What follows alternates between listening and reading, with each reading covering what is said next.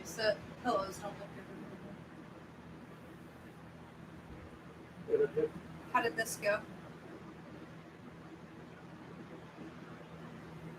Live now. Oh, we are? Letting people in. On what? YouTube? YouTube. Yeah. Okay. Let's get this.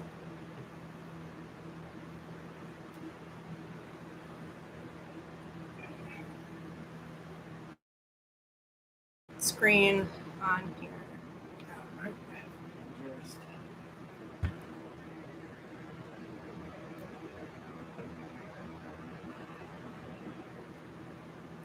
And I have to do this. This looks so huge. For good reason. They are. So amazing. I think I may have messed them up though.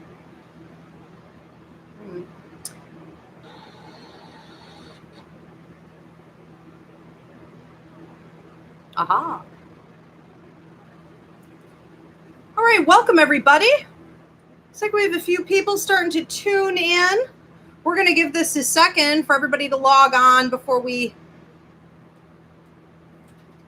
get started.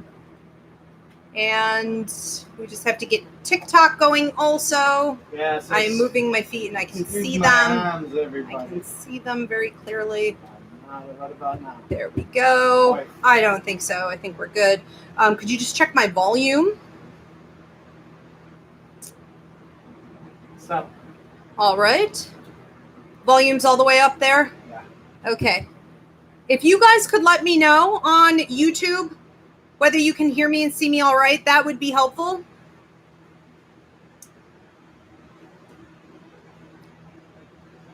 Okay, and it looks like we have TikTok going as well. If you guys could let me know on TikTok if you can hear me and see me okay, that would be helpful. So welcome everybody on YouTube. Autumn, Jill, Jan, Mary, good to see you guys. And I do have a thumbs up that they can hear from YouTube. I'm still waiting on TikTok. I am super excited about tonight's mini class. This is a great topic. Okay, we are good on TikTok. Thanks so much, everybody. All right. Do we have any particular announcements I was supposed to focus on? Are we just good to go? Yeah. Super hot. Like pushing 90 degrees here where I am. So this is the get up, and I'm going to do the best that I can, okay, in this heat to get through. We can announce Hopefully our open house. You guys are as well. Okay, so a couple quick announcements. If you guys are interested in the Psychic Mediumship Development course, the next one starts in September. You're going to want to get on the early bird wait list for that. It is limited seating. And so you're going to want to go to psychicmediumshipcourse.com for that. This is kind of annoying me a little bit.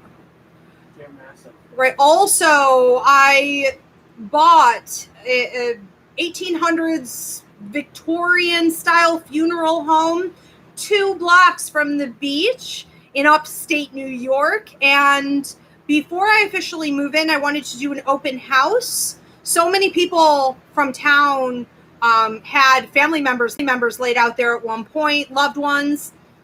So many people also, because it's a beautiful historic building and it's on the historical trail, they've been wondering what it looks like in there, and it was sitting for 10 years. So I decided, since everyone's curious, to go ahead and do an open house before I move all my stuff in. So we are on July 17th from 4 to 6 p.m. doing a live stream, if you guys can't be there, where you can watch a tour from the basement, the embalming room, the works, all the way up through the attic. And for those of you who want to come and join us, I'm keeping it real low-key, real simple, and there's no charge. Come check the place out. This will also be the headquarters for the Ivy League Psychic Academy and Roots Revival Interfaith Archer, as well as for AFJ, where we do activism work for prisoners and their families. And so I hope you guys can come join us for that. 4 to 6 p.m., July 17th, check it out here on YouTube, or where's the event page? We have one on Facebook, and I think that's it. I don't think there's a ton of Facebook options or social media options for event pages. No. So you can also check the website. Okay, so IvyRiveraPsychicMedium.com for updates. Okay. Okay, how are we looking over there? It says connection is unstable. Are you still okay? I look connected. Okay, you guys let us know if we're having any tech issues. All right, so if I could get everybody to please give this video a thumbs up, that would be greatly appreciated. Feel free to subscribe. We do free mini classes here. I also do a weekly show called Ask Ivy, where I take your personal questions, and I put up your weekly horoscopes as well. If you want to become a member for behind the scenes extras, direct spirit messages, your monthly horoscope, all kinds of things, extra curriculum, you can hit the join button and look at the tiers for membership. All right, so welcome everyone. I'm Ivy Rivera. I'm a psychic medium, a Taino Airwalk. I own a school called the Ivy League Psychic Academy, where I train people internationally, online, in everything, ranging from psychic mediumship development, tarot, astrology, numerology, Reiki, meditation, paranormal work, empathic awareness training, children as well as adults. So we hope to see you there for classes. I started doing this free mini class series when the pandemic hit. It's called the Quarantine Series. And to check out all the free mini classes I've been doing for the last year plus, you can go here on YouTube at Ask Ivy and hit the playlist button and check them out. Today's class is Finding the One. Now, finding the one, finding your right romantic partner, is a shortened, smaller version of an official class that's up on the Ivy League website called Reaching the One. That's a 2-hour-long training full of exercises and in-depth detail. So check that out if you enjoy what you hear tonight and want to learn more. So in regards to finding the one, this is probably the most common question I get asked by clients, and I find that my answer is often a bit disappointing for them. We all want to have free will. We know that we want to be free, to make our own choices, and that freedom is truth. But when the universe gives you a big plate of free will, instead of something very specific, very directive, very destiny charted, we're disappointed with it. It's like, is that all there is? And often in love, it ends up being that type of scenario. So I am very honest about how relationships operate, and I'm very realistic about what we can do and what and who would be best for us to get engaged in. And so we're going to look at that today. But the reality is, looking at a little myth versus truth here, that there is no such thing as the one.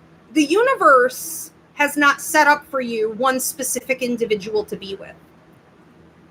So what does that mean? Well, first of all, that busts the myth of twin flames. There's no such thing as a twin flame.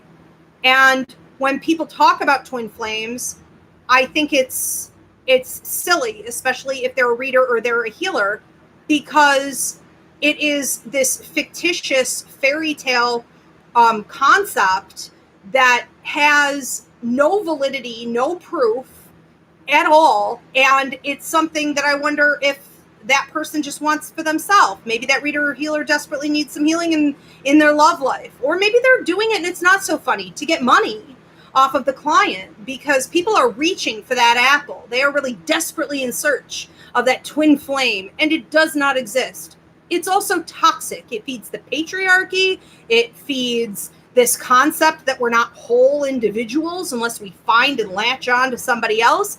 None of this is real. None of this happens. No one's coming to rescue you. It doesn't work that way. And you want to be very careful where twin flames are concerned, and people who promote twin flame ideas. But it's also slightly under that in toxicity is this desire to find the one, this concept that there is, in fact, a right person to be with, to commit to marry, and that we don't have the real deal until we find that one. And that's really misconstruing what we did before we came to Earth. When we signed our life contract and came to Earth, we agreed to work with certain people. So we have karmic contracts. We have soulmate contracts for sure. And then we have contracts with other people that aren't necessarily on that big of a level.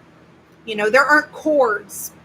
They are just relationships that will teach us lessons or be really helpful in our growth. And we want to be realistic that in regards to lovers, romantic partners, the best thing to do is to look at your soulmate options. I always say we get about 5 to 6 different soulmate options over the course of our entire lives. Not all of them will be romantic partners, but some of them will be. And what I would recommend you do is to pick that soulmate. If you want a steady long-term relationship or marriage, you're going to want to pick the soulmate that can function with you in the day-to-day. So what do I really mean by that?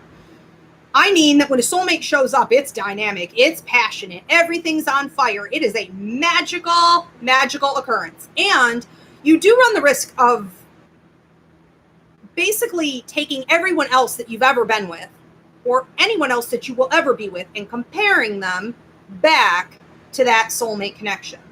And that can really cost us a lot. We have to be careful. Just because it's a soulmate connection doesn't mean that it's the best thing for you. It doesn't mean that it's healthy.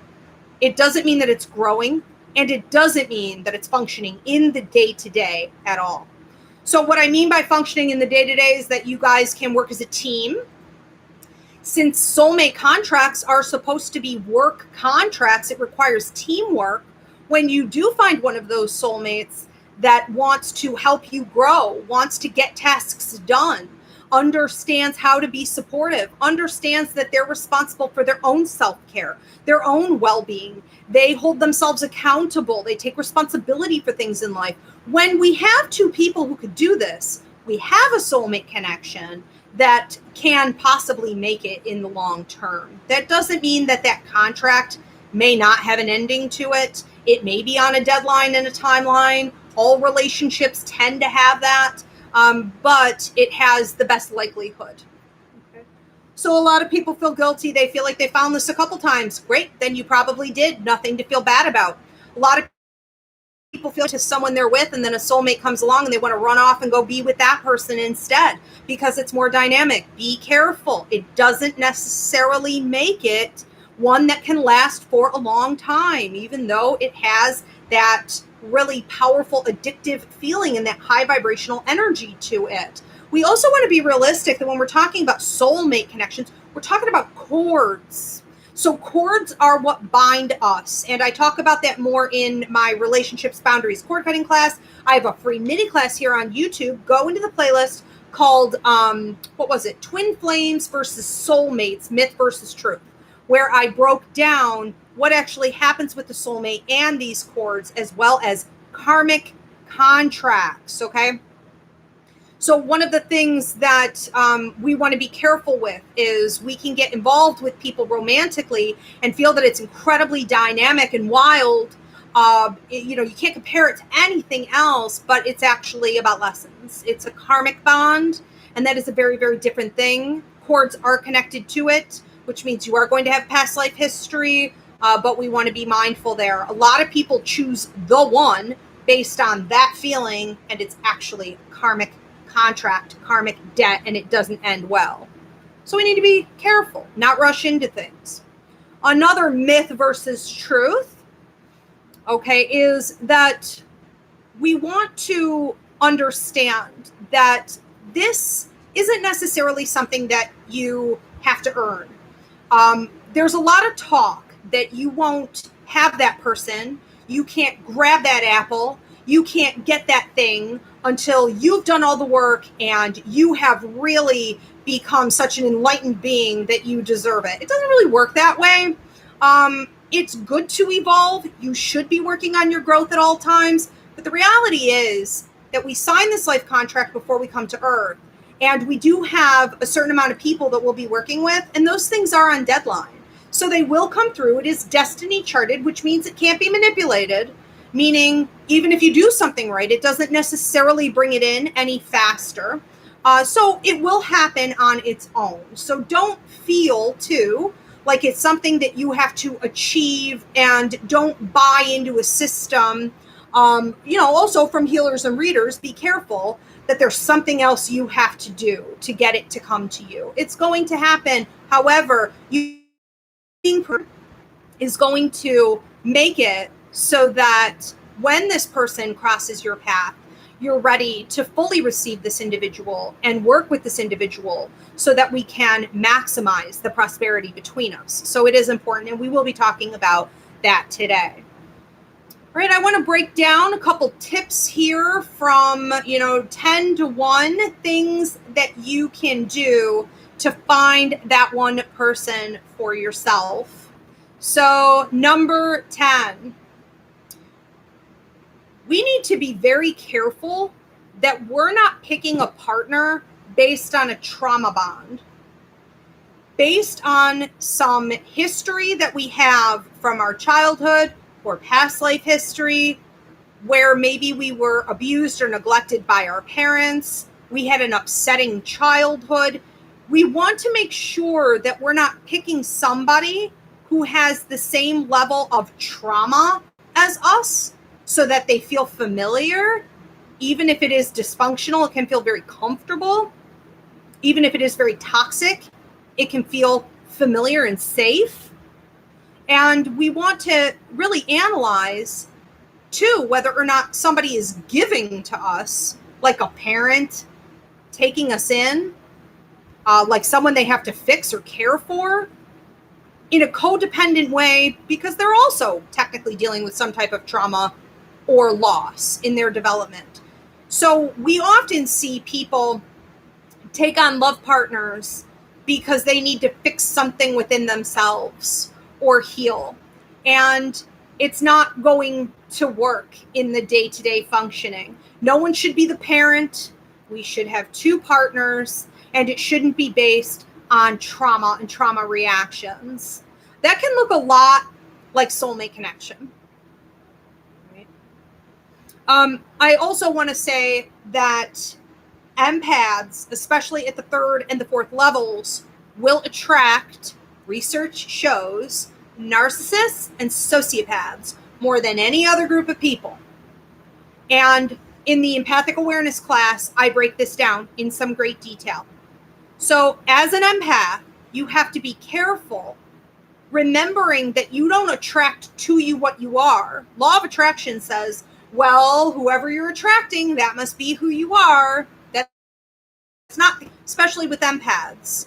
Empaths attract what is desperately needed, what the other person desperately wants, what the other person maybe wants to destroy because they see something light and amazing and helpful and positive, and they want to come and snuff out that light.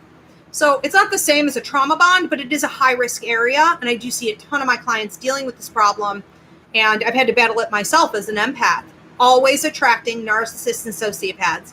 Guard your energy, okay, and be mindful, especially when people are too helpful or overly engaging, and then you see the abuse process, ghosting and things like this throughout. Don't forget, too, that when someone shows up and they are just knowing you, top to bottom, to understand all your favorites are their favorites. Oh my God, I want to travel there too. We want the same things in life. Sometimes it seems a little too good to be true because they were studying you and watching you. Okay, this happens all the time. And if it seems too good to be true, it probably is. So make sure they're not just mimicking a soulmate bond. All right, number 9. Again, make sure it's not a karmic bond. I mentioned this earlier a little bit, meaning that there is a karmic contract. There is some kind of debt owed. Now, when we're talking about debt owed, it's very likely that in a previous life, this person stole from you, or possibly even murdered you, possibly did some type of significant damage that you're still in the process of healing from, and they can be responsible to come back and make up for what they did, but it doesn't always mean that they're doing it. So karmic bonds can be very toxic because we could see the same toxic individual reborn, put on your path to pay you back, and now you're sort of stuck in this cycle with them. These would also be obsessive. This person may stalk. This person may constantly pop in and out of your life and you don't understand why. They could be full of lessons, even though there seems to be a comfort level there or familiarity. Every time you're dealing with this person, it's like you get hit with one negative side effect or another, and it causes you to learn a lot of lessons. So that could be another big contract, is your growth. You learning something from it and knowing when to let it go. Okay, so boundaries. I did want to tell you guys also, post your questions or comments. We'll be taking them throughout the class. And if they don't fit with the curriculum, we'll take them all the way at the end, and donations are appreciated. Okay, let's move on to number 8. Make sure that the partner you're choosing isn't dead weight. Now that seems obvious, but what a lot of people do is they come into a relationship with an agenda. They want to get married at a certain point. They want to have kids. They want the white picket fence. There's an agenda, any kind of agenda. They desperately need company. They can't make it in life on their own. Who knows? There's an agenda. When we have an agenda, we are willing to overlook flaws in the other person, and we're willing to speed things up so that we don't give the appropriate amount of time for the other person's true colors to come out. When we rush relationships and we compromise, what we often find is that there's a partner in the relationship that is dead weight. They not only drain your happiness, your joy, but they could be creating some type of mental illness for you, even physical problems. Your energy can be so drained from you on a daily basis that you're beyond exhausted and miserable, and you could find yourself in a vicious cycle where you can't get out. Okay, so do not rush, and make sure you're not marrying, taking someone on who's going to drag everybody else down or become like an additional child, someone that you have to raise up. So what we want to be seeing with people is that they have a growth mentality. And I don't have enough clients that stop to ask this question. This is always a concern and something I try to bring up. Does this person show growth? You know, if they had a traumatic childhood, did they ever get therapy? Did they ever try to work on themselves? Have they even identified that? Has this person changed in the last 5 years, 10 years, 20 years? Have they shown any ability in the relationship to take what wasn't working and to make it work, to put in effort? If you don't have some signs of growth from this individual, this is not it. Because them latching onto you is only going to take you down. It's not going to help them grow or become better than what they are. There's number 7. Be sure that the person you're getting ready to commit to, or the one that you're looking for, doesn't have a compensation problem. We have many, many women who are addicted to their sons. You know, it's Braylon's mommy, and it's Braden's mom and Kaylee's mom. You know, Caleb's mom. All these women. We have generations of women who are addicted to their sons because their husbands do not supply them with the support that they need. The men in their lives have never given them that type of energy back. And so they make the son the prince and the king. And we rarely see this with their daughters. You may not even know they have daughters. But when you get involved, with someone like this, you're basically finding someone who is going to overcompensate for this loss. And we need to be very careful in the way that we don't try to make our lovers, or you'll sometimes see this with dads, because maybe a father couldn't be a supportive partner for his wife. So he sort of latches onto the daughter and she becomes like a little wifey to him. It's like emotional molestation almost. Okay. And in some cases, I think it really is. And today we see a lot of this. So keep an eye on the parents of whoever you're dating. See what their relationship looks like, and keep an eye on the person you're dating and what their relationship is to their mother and their father. Look at the family dynamics before you get in bed with a situation like this. Number 6, do check your astrology, your numerology, and any kind of past life history you may have with this person. You don't know how to look at past life history? I do these readings, but you can also talk to your Akashic Record Guide.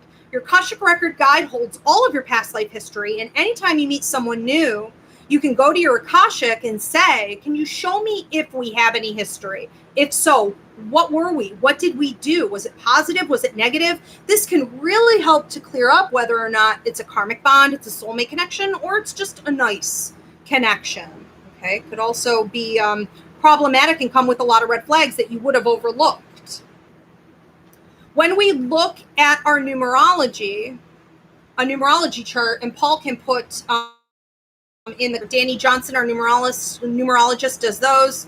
Christina Del Rey, our astrologer, does synergy charts, and I do life contract readings where I can answer this for you. So we see that in our numerology, we'll have number patterns and numbers that match up. We can also see things like gaps in numbers where the other person fills it in really nicely. And when we look at astrology, Vedic or Western, you should see some synergy there. That doesn't always mean that there are chords, that it's soulmate or karmic. It could just mean that you have nice synergy with the planets in the houses, and that can make for a really highly functioning relationship. So there is more out there than just that soulmate bond, and it really shouldn't be overlooked. But you should know also if there is past life history, what it entails, and a good synergy chart can show you that. But you also want to look for North Node connection. So we talk about past life, we talk about South Node, we're talking about North Node, we're talking about work that you have to do together in the future, in this life, maybe even in future lives together. So that North Node, for me, if I know that's a soulmate connection, I have South Node and North Node, that could be one I can work with. That may be someone that I choose to keep around. But without these charts, it can get really tricky to know. Okay, let's talk about number 5. Let's look at that North Node connection. Make sure you have it with this person.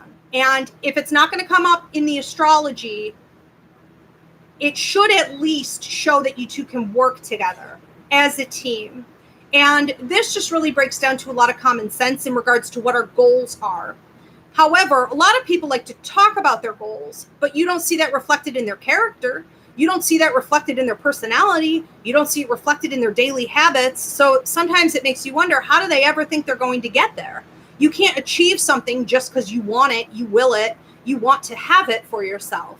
There has to be something backing that. And you should be able to tell with people whether or not they've been able to actually achieve any goals in their life, create something that they've wanted to have, and where that's going. I would not commit to someone without knowing that we can build something and go somewhere greater. Okay, so watch that North Node. Number 4, what you should do, finding the right person before you find the right person. If you think you already have and you're a little behind on this, do it immediately. Cleanse out the old energy from your previous relationships, especially anything that was toxic in any way. We often carry somebody else in our energy field from the past, and it makes it very difficult to move on with anyone new. It's almost like we're having a threesome scenario. Sometimes it's even more people than that. And that's a sign that you haven't gotten rid of the energy from this other individual. It's not always negative. Sometimes it's that you wish you had this person back. Maybe they moved on to somebody else. Maybe you're comparing everyone who comes in back to this person. That's not going to work well for you either. And it's not going to work for anyone who is trying to dedicate their life to you. and give authentically. You have to clear that energy out. If you have this issue, or you feel that you're somehow still addicted to somebody else, or if they invade your energy regularly and you don't want it, especially in your dream state, almost like haunting you, you're going to want to check out Relationships, Boundaries, and Cord Cutting class up on the website. Cut those cords. Number 3, in the meantime, while you're waiting for that perfect person, work on you. Focus on you. Even if you do think maybe you found that perfect love partner, don't make it all about them. Don't lose yourself to them. Don't forget how to think and feel and have a life. Work on you. Pay attention to what you're here on earth to do. If you don't understand your life calling, look at your life contract. Look at your bigger purpose. We feel the best in life when we are doing what we came to earth to do, when we are passionate about our work and the way we're spending our time, and this radiates out to the world around us. So it doesn't just attract prosperity, like financially or through resources or networking or good luck. It also attracts the right people to us. So the more you focus on loving you and living your life authentically, the easier this part of the process will be. Okay. Number 2, understand your worth.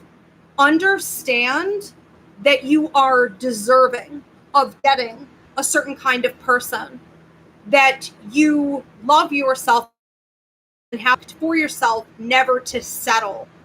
And in conjunction with that, understand your needs and any areas in your life where you may be needy, and work on that so that you can honestly say, I can supply my own needs. I can get my needs met in other ways. I don't need a partner to come in and supply me with everything: emotional support, physical support, sexual support, mental support, financial support. When you're needing a lot from people around you, it's a repellent. It's going to take a long time to either attract the right person, or it's going to be completely overlooked, because typically what we attract when we're needy are people who want to take advantage of that somehow. So you're going to get yourself in a mess with abusive or neglectful partners. So understand what it is that you need. Find other ways to get those needs met so that you could say, you know what, I don't need anything from anybody. When I get in a relationship with somebody, it's all about what I can bring to the table. And I expect that to come from the other person as well. That's how we have a nice mutual partnership. And number 1, the number 1 tip that I have for you guys today is to get out a piece of paper and a pen and write down 15 things that you want to attract to you in a love partner. If this person lives overseas, they will be finding their way to you. If you are specific on random little details, like if my tire blows out on the side of the road in the middle of the night, this person doesn't just send AAA, they drive, no matter how far it is, to come and meet me to make sure I'm okay. Whatever it is, get specific. And on this list of 15 things that you are claiming in a partner, you want to make sure that you've eliminated anything negative. So if you have negative talk, especially even in your mind, no, I don't want that. Well, I never want another cheater. Well, I don't trust anybody. Well, I don't want to be bothered with a man. They just steal my energy. No, I don't. Get rid of all that junk. Leave it there in the past. Bury it and take what it is that you do know you want and you are deserving of. Write it down, fold it up into an envelope, put it away for 6 months to a year. And if they haven't arrived by then, take it out and read it and remind yourself of it and keep waiting. It's multiple times. It works every time. I have my clients do it. It works like a charm. It's really just law of attraction and manifestation. But, you have to be careful what you ask for. You want to do it right, and you want to make sure you're doing all these other things in the meantime. It's not a substitute for anything else. Okay. Do we have any questions or comments? Thanks so much for the donation, Deb. I see that. Okay. Yeah. We have one here from, from Deb herself. Okay. Says, is there such a thing as a karmic relationship from past lives, or is it all free will? Well, it's both. So Is there such a thing as a karmic connection from a past life? Yes. And I have a class up on the website called Karma, Contracts, and Past Lives that would help you with this. The one that goes in conjunction is relationships, boundaries, and cord cutting. Because karmic contracts are often toxic, not always, but often. And one of the things that can happen is that you feel, again, drawn to that person because there is past life history. So there could be a lot of familiarity, and we're confusing that for being something good and positive. The other thing that can happen with a karmic contract is that you meet the person and you feel like you can't stand them. You just want to punch them in the throat and they didn't even do anything wrong. You don't understand why you're repelled by this person. That could be because of what they did in the past. So we can have some very dynamic reactions in regards to free will. Where our free will lies is in how we react to it. Do we learn the lessons? Do we set boundaries? Do we get entangled with this person and make foolish mistakes? And one of the things we always have to remember is that it is our choice to sign off on a contract, cut cords wherever we need to, and sign on to a new contract to protect ourselves. So you absolutely have free will, even in that. I think I answered that question. I don't know exactly what angle you're looking for, Deb, but in general, it's up to you how you handle it. Yeah.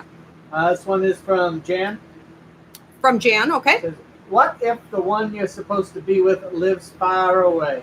It doesn't matter. If the one you're supposed to be with lives far away, it's not really going to matter, because in the contract that you signed onto before you came to Earth, you already figured all that out. So there's going to be some kind of a work connection, a travel, something could happen, and the person has to, maybe even, heaven forbid, tragedy often brings soulmates together. Years before a pivotal point often brings soulmates together. So we see a million reasons, why soulmates would be crossing. I met Polly. That's a great example. We were both off Tinder, heard that we should get on, uploaded it, and within 24 hours of uploading it, even though neither one of us wanted it, we listened to our intuition, uploaded it, and the only reason I met him was because he was working in town. And so anyone within, I think it's like a 10-mile radius or a 1-hour radius, well, he's not from here at all. So that would have never happened. But he was traveling through for work, and we just happened to ding at exactly the right point. We talked the next morning, and we shut down those accounts. So it will happen exactly the way that it's supposed to happen, and it's not for you to worry about or dictate. I would also say, Jan, this is a great question. Never settle for someone that's just because they're local. No. This one is from Alexia. Okay. Do we meet all of our soulmates? We do meet all of our soulmates. However, I really do believe that sometimes people don't make the best decisions, and that death is highly negotiable. And so we can see all these different death points. Sometimes when we look at astrology, and we know that while death is negotiable, at some point it's going to happen. And I do sometimes see that soulmates pass away before the real meeting can happen, or the meeting ends up being really, really brief. And that can feel like a real loss and heartache. But even if that were to occur, it doesn't mean the work ends. They will work with you from the other side, and it will continue and probably carry on into future lives together. So do you meet everyone? Yes. And if you are married or committed, it doesn't mean that the next soulmate that you were meant to meet will not cross your path because of that. They're still coming. And so you have to be prepared to deal with that ethically, because you're going to feel like you want to leave the person you're with and run over to this other person. And you need to still be moral and ethical on how you handle that. This is from what I'm going to say is Kikor. Kikor, okay. Do you have any advice for those who have never been in a romantic relationship? I would say that it's not really necessary. I find that a lot of people come with work contracts. I'm one of them. So while I have romance, I don't really make it a top priority. I could take it, I could leave it. I find that a lot of my clients come with work contracts and they feel the same way. that they don't really care. They have trouble making a lover a priority, and they're definitely not going to sacrifice their work or any of their life plans for someone else. I find that these people are also really authentic in relationships. It can really give really freely because they're better balanced than a lot of people who need or want romantic partnerships a lot. And so I think that there are perks to not having them. I think, though, that societal standards will certainly pressure you into thinking you want it or thinking you need it. And so what I would start with if I were you is looking really at how you feel about romantic partnerships. Do you not have them because it's not a big priority? And that's okay. It's not part of your life's work. It's not really necessary. Do you not have them because you're blocked off to them? Is there some kind of trauma that needs to be dealt with? If so, deal with that. But it's really important to just live authentically and understand that as long as you're healing and growing and coming from that true energy, that you're going to attract everyone you're supposed to. And don't forget that soulmates are not always necessarily romantic partners. So just because you're not getting involved romantically with people doesn't mean you're not working with your soul tribe. Okay. Midnight 8883 says, Midnight? I've never felt like I've met a true soulmate. Maybe I'm not meant to. That's probably not true. That I don't see. I don't know that I've ever seen anyone come to Earth and not have any soulmate ever cross their path. I think that maybe you're feeling that romantically, but I would say that if you're feeling that with everybody, like you have never ever met a soulmate and you're up there in age, you're maybe in your 70s or 80s tuning in, I would think that that's odd and that you've been doing something to block that or to negate it. However, if you're young, it's certainly possible you haven't yet. That's fairly normal. I do see a lot of people not meet their first one until they're around 25, 27. So that can happen. But if I'll say to you what I said to the last person who said, what can I do? I've never had a romantic partnership. I think it's important to look at why that might be. Do you have any blocks in relationships in general? And one of the ways that we can all make sure that we are ready for members of our soul tribe is to keep making sure that we're giving out to others around us. So keep your head set and it'll happen. We all came here to work, so we all have work partners. Yeah. This is from Danielle Johnson. Okay, Danny. Hi. Said, I love that I've advised 15 things. The number 1 means independence and strength. 5 means freedom. And adding 1 and 5 being 6 means love of relationships, but caring for self. I love that. I love it. There's our numerologist right there. Get a chart with her. I'm telling you, you won't regret it. But listen, I mean, that's why, too, numerology, there's so much truth in this because that's just how Spirit showed me to do it. And everything on TikTok and YouTube and everywhere else is like, don't go over 6 things. It's 5 things, it's 6 things. Spirit was like, nope, it's 15 things that you're supposed to do. And it really does work. And I think the reason Spirit sets it up that way is because it really gets you thinking. We can sort of sloppily put down 5 things or 8 things, but by 15, you're already tapping into that person's energy in a way and pulling them into you. That's awesome. Thank you, Danny. Jill is asking, can soulmates also be a karmic relationship? Well, I think, it's so hot, so gross. All right, so Jill asked, can soulmates also be a karmic relationship? I think there's a huge difference between a karmic contract and a soulmate contract. And I think that we can have some mixing there, meaning that karmic lessons can be learned with our soulmates. And so I think, in a way, yes. And that would not necessarily mean that it isn't going to be unpleasant. Just because you're learning karmic lessons with a soulmate doesn't mean it can't be toxic or destructive. It can be very, very hard. So we don't want to take a soulmate and put them up on a pedestal.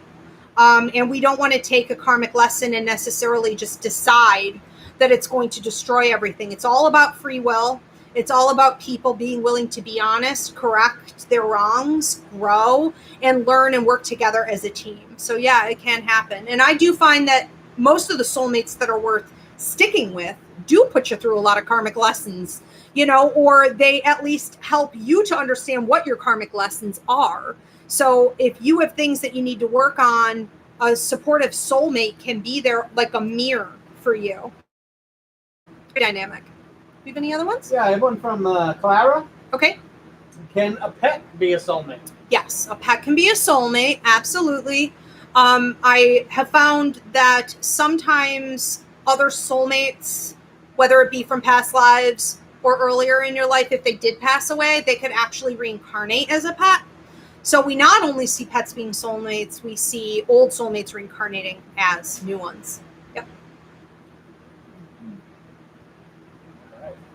We are done with questions. Again, thank you for donations. If you guys would like to leave one, greatly appreciated. Please do give this video a thumbs up. Subscribe if you enjoy what you heard here tonight, and check out in the playlist the free mini classes for the quarantine. I've been putting out 1 to 2 free mini classes per week.